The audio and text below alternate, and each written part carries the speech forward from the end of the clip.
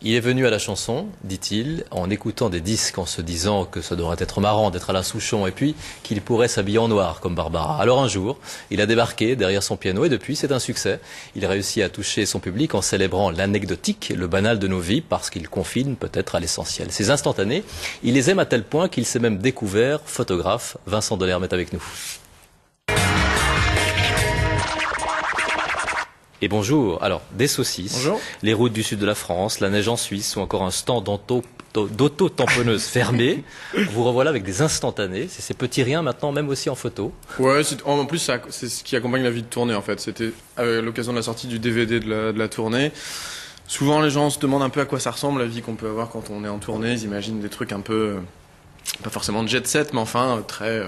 on prend des hélicoptères, tout va très vite et tout, et c'est beaucoup de lenteur au contraire, beaucoup des ambiances de théâtre vide l'après-midi, et puis en fait c'est l'essentiel du temps qu'on passe en tournée, c'est ça en fait, c'est ces journées qui précèdent les concerts, au moins autant que le concert. Donc là il y a les deux, il y a des textes sur la tournée et des photos sur ces moments-là, et puis le spectacle aussi. On va voir quelques photos en principe là maintenant.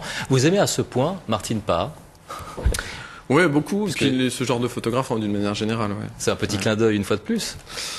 Ouais, après il y a beaucoup de gens qui se réfèrent à lui. Et là c'est vraiment, c'est juste un journal de bord. Je me sens pas du tout devenu photographe pour autant, mais oui, c'est sûr que les photographes qu'on aime bien, quand on fait des photos, on les a en tête, et c'est la même chose quand on fait des chansons par rapport aux chanteurs aussi. Parce que c'était aussi le titre d'une de vos chansons, ouais, dans un précédent album. Ouais. Alors, est-ce qu'on peut résumer votre approche artistique par ce goût de l'atmosphère fugace, de l'instant, cette volonté de banaliser pour valoriser? On le voit peut-être dans vos chansons, mais aussi maintenant dans vos photographies. Je saurais pas dire ça. C'est difficile toujours de théoriser un peu parce que je suis dans un domaine qui est quand même très très intuitif. La chanson, c'est pas grand chose quoi. Une chanson, c'est quelque chose qu'on fait comme ça, qui est assez léger. Après, qui trouve une place ou pas dans la vie des gens. Mais c'est difficile dès qu'on commence à intellectualiser, de se dire tiens, j'essaye de partir du banal pour en faire ça, du quotidien pour. En faisant les chansons, je me dis pas ça. Alors après, je peux éventuellement penser comme ça, mais enfin, la plupart du temps, on est dans quelque chose qui est juste l'envie de faire une bonne chanson quand on commence à en écrire une, et puis après d'aller la chanter sur scène, voilà. Alors, un livre photo et puis un DVD, sur lequel on retrouve des scénettes, et puis l'intégralité d'un concert. L'occasion pour nous de dresser un petit portrait. Il est signé Katia S. Dépeindre les temps modernes à sa manière, c'est peut-être ça la chanson française de qualité. Je regardais sur le côté pour essayer de comprendre comment ses cheveux étaient noués pendant la deuxième scène. Des souvenirs d'adolescents, la nostalgie des années 30. Vincent Delerme fait son cinéma. Bon alors le repas avance et à un moment donné dans le repas, quelqu'un dit « Oh, puisqu'on a un musicien à la table,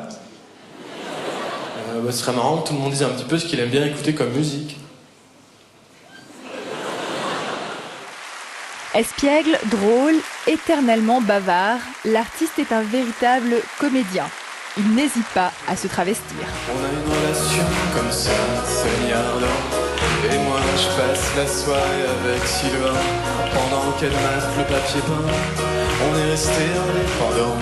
Moi et Fanny. Du théâtre dans ses chansons, du cinéma dans sa musique, l'artiste joue délicieusement avec son public. Quand tu chantes, quand tu chantes, quand tu chantes, quand tu chantes, quand tu chantes, quand tu chantes. Il y a les chansons qu'il offre à ceux qui viennent le voir et celles qui prennent toute leur dimension sur scène. J'ai aimé comment, pas loin des carburants, vos lèvres accrochées, le rebord d'un gobelet, vos lèvres soufflant, des nuages de froid blanc pour vos lèvres, j'avoue.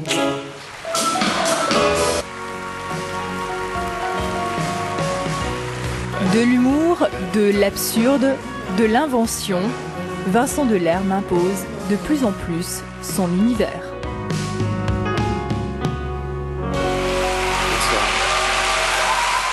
Vincent, vous parlez d'intuition. Pourtant, on a l'impression quand même que vos spectacles sont très écrits. Ça vient de quoi? Ça vient d'une peur, peut-être?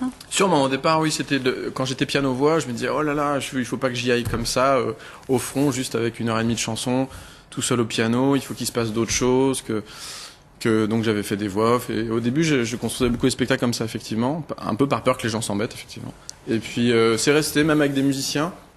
c'est devenu quelque chose que j'aime bien faire, c'est-à-dire souvent on sort un album et puis on part tout de suite en tournée. Je demande toujours à ce qu'il y ait un vrai temps entre la sortie de l'album et le début du concert pour avoir une période pour travailler le spectacle et puis pour que ce soit un peu construit comme un spectacle de théâtre avec des choses qui sont pas tellement improvisées effectivement, qui sont écrites à l'avance et puis qui se déroulent tous les soirs avec évidemment des changements mais pas tant que ça. Dans le fond, vous êtes un angoissé. Ah oui, bah les rares sont les chanteurs qui baignent et tout ça. Et puis mon idole c'est Souchon, donc c'est un vrai modèle d'angoisse aussi. Voilà, et un homme d'image aussi, on a parlé de vos photos, puis là c'est référence constante là au cinéma. Oui, parce que ça venait du dernier disque qui parlait beaucoup de cinéma, et puis du fait que sur la tournée précédente j'avais très peu joué mon premier album qui parlait aussi beaucoup de cinéma. Donc là voilà, c'était un peu l'occasion. Et souvent sur chaque spectacle il y a un élément qui domine, et là effectivement c'était le cinéma. On dit que vous regardez le dernier métro de Truffaut avant chaque concert. C'est oui, enfin, les gens le disent. Non, je crois que c'est plutôt moi qui ai dû le dire quelque part, mais oui, c'est vrai. Parce que c'est vraiment le film qui m'a donné envie. C'est drôle que vous parliez de ça, en plus par rapport à l'objet qui sort, parce que c'est vraiment un film qui m'a donné envie d'être dans ces ambiances-là, de répétition, d'à côté, de préparation. Tout ce truc, on voit Catherine Deneuve juste avant d'aller sur scène qui dit à son mari que tout va très bien, qu'elle est très détendue, puis elle va vomir dans un coin. Enfin, voilà ce jeu qu'il y a quand on fait de la scène, de faire semblant que tout aille bien et que ce soit pas si simple que ça derrière. C'est quelque chose qui m'attirait beaucoup, et je suis toujours hyper touché de repartir en tournée et très heureux à cause de ça. Vous allez terminer acteur dans le fond. La chanson, ça me permet ça, de toucher à des trucs un peu en dilettante, d'être un peu comédien quand on est sur scène. On sent ça en regardant le spectacle. On voit quand même que vous avez du plaisir à jouer. Ah oui, c'est agréable. Moi, je me fantasmais acteur de théâtre quand j'étais jeune. Après, je me suis rendu compte que j'y arriverais pas, que je jouais toujours un peu le même personnage. Mais bon, en chanson, c'est pas un souci d'avoir toujours le même personnage. Alors Vincent Delerme, 10 ans de carrière, votre premier album est sorti il y a 7 ans. Vous dites de votre démarrage, je vous cite, cela a été très violent, avec un côté phénomène de mode et l'impression d'être dans un tambour de machine à laver. Ah oui, mais c'était positif en même temps. Aujourd'hui ça va. Mais même à l'époque, ça allait bien, c'était juste pas du tout prévu comme ça. C'est vrai que quand j'ai commencé à faire écouter mes chansons, les gens disaient oui, c'est chouette ton truc et tout, mais tu sais, c'est pas trop dans l'air du temps, tout ça. Donc moi je m'étais un peu habitué à cette idée, donc quand le premier album a beaucoup existé, c'était surprenant pour tout le monde, pour moi et puis pour les gens proches de moi. Et maintenant, comment durer? C'est une vraie question. C'est-à-dire qu'au début, quand il y a un gros phénomène de mode, enfin un phénomène de mode, comme dans tout phénomène de mode, il y a un petit malentendu aussi, donc il y a des gens qui sont là et puis qui vont rester parce qu'ils vous aiment vraiment, et puis il y a d'autres gens qui ont un peu disparu en cours de route aussi, et c'est normal, et ça fait qu'on est aussi plus à l'aise parce que les gens qui viennent savent pourquoi ils viennent, quoi. C'est plus le truc du moment qu'il faut aller voir, mais c'est valable pour tout le monde. Il y a l'année Delerme, l'année Camille, l'année Cali, l'année machin, donc on passe tous par là, et c'est super de passer par là parce que ça fait que le noyau dur des gens qui doivent vous aimer au moins vous rencontrent, quoi. Voilà. Merci beaucoup Vincent Delerme. Vous êtes demain en concert à la salle des fêtes de Tenay. D'ailleurs, vous dites du public suisse qu'il est très doux. Ah oui, j'ai dit ça, oui. J'ai dit beaucoup de choses. Bon, c'est bien, j'espère que j'ai pas dit ça que en Suisse. Mais vous êtes toujours d'accord? Pardon? Vous êtes toujours d'accord que nous sommes très doux? Évidemment, c'est pas le moment de me le dire. Merci beaucoup. Merci beaucoup.